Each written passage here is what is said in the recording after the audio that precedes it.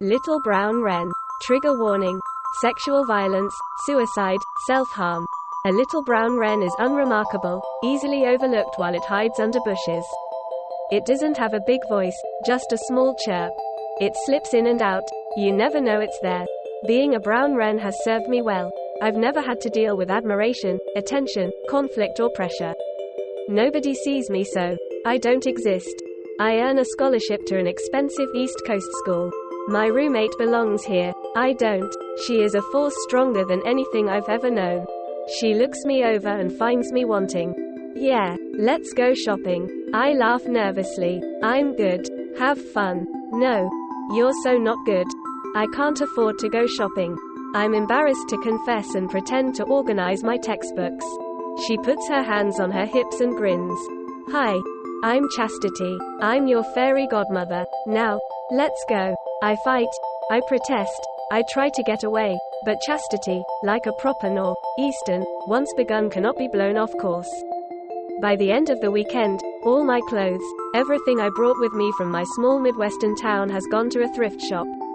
I am now the reluctant owner of designer jeans, shirts, sweaters, jackets and dresses and torturous shoes. I never knew there is such a thing as designer underwear. I now own it. She even drags me to a salon. Intricate highlights and ruthless plucking of my eyebrows has been forced on me. Bewildered and unrecognizable, I perch on the edge of my twin bed while Chastity admired her handiwork. Now that's what a roommate of mine should look like. I feel like a puppet, a pet, a doll. I try to be grateful but avoid looking in mirrors. If I can't see myself, I don't exist. Classes begin the next day. Suddenly people see me, want to talk with me. What do I think of the professor? What do I think of the class? What is my major? Am I free for lunch? Why are they talking to me? I'm just a brown wren. I have nothing to say, have never learned to sing. Tucking my head between my shoulders, I give a nervous smile and excuse myself to go hide in a small cubicle on the third floor of the library. I spend most of my time here. I leave the dorm before Chastity wakes and am asleep before she comes back. But Chastity has time on Saturday to find me. Again, I hide in the library, wondering if the cafeteria will be empty enough to slip in unnoticed, when I hear Chastity calling my name, ignoring the formidable, angry librarian. Rumi, where are you? It'll be just a matter of time before she finds me. She's opening one cubicle after another, disturbing couples who are studying. I sigh and open my door. Ah, there you are. Let's go. We have parties to do. No. Thank you. You go and tell me about it later.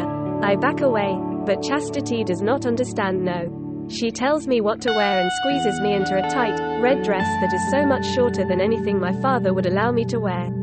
She shoves impossible, high-heeled shoes at me. I don't get a chance to protest before she takes my hand and settles us in a waiting car.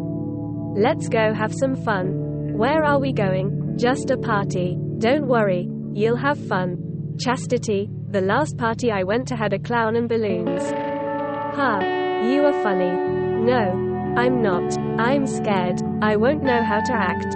But I don't say that, of course. This little brown wren doesn't have a big chirp. Doesn't know how to speak up. And when it is buried under fancy feathers, it is lost. I don't know where we are. A yellow brick mansion, a manicured lawn, uniformed valets, luxury cars. Everything tells me that I am way too far from home. Chastity rushes us around the house to a patio. An enormous patio, big enough for a bar, a buffet and plenty of room for sitting and visiting. A large turquoise pool, miles and miles of lawn, at least 2 gazebos and ultimately the Atlantic. Chastity hands me a glass, tall, yellow and orange. Cheers, kid. Here's to all fun and games. The sun is low, creating intriguing shadows, bathing everything in a soft, generous light. The low lights around the trees, the paper lanterns strung around the lawn, the fairy lights in the gazebos, the soft romantic jazzy music. It's unreal. When I look around, all I see are peacocks, parrots and other pelicans. And I'm just a little brown wren without a bush to hide under. I sip my drink. It tastes like sweet orange juice and disappears in no time. Someone hands me another. A hand rests on the small of my back. A voice tells me I look delectable. I laugh and admit to being hungry. Another drink. Did I finish the last one? Ready for some fun? Wah, fun. Why does my tongue have difficulty with those two simple words? An arm around my back, rubbing my behind. I try to step away, but I trip. No. Pretty girl, don't go away. A whisper in my ear. I'm no Prithi. Lemme go. Please. Why can't I talk? Someone hands me another drink. The world spins. Let's just have some fun, girl. Chastity's words echo in my head. Funan games Funan. My dress pushes up. I struggle and try to fight, but someone stops me. The dress continues higher and higher. My panties are torn away. No, I'm shushed. Lips cover my mouth. I can't protest. I can't move. The world tilts. Nausea. Hands hurt me. Pain. I scream into a void. The pain doesn't stop. Funan games fun. Less than greater than. I hurt. I shiver. I'm cold. My mouth is dry. My head pounds. My eyes are crusted shut. The ground is cold and damp. The cold white light of the morning sun. I hurt. A gazebo. My dress is bunched at my waist. My panties are gone. Blood is smeared across my thighs. I hurt. I stumble to my feet. Hold onto the gazebo for balance. Struggle to pull the dress over my hips. I hurt. Rub my hands over my face. Lurch on shaky legs and bare feet toward the house. I hurt. None of the peacocks and penguins are there. Just 3 men who sweep the patio and straighten the chairs. They look at me. I must not be invisible anymore because they look at me. I burst into tears and run to the front of the house. All the fancy cars have left. Everybody is gone. I wish I could disappear. I fall to my knees and stare at the grass. I don't know how long I sit there. Eventually, one of the men who had swept the patio drives me to the dorm. 8 weeks later, the student health nurse tells me I'm pregnant. Less than greater than.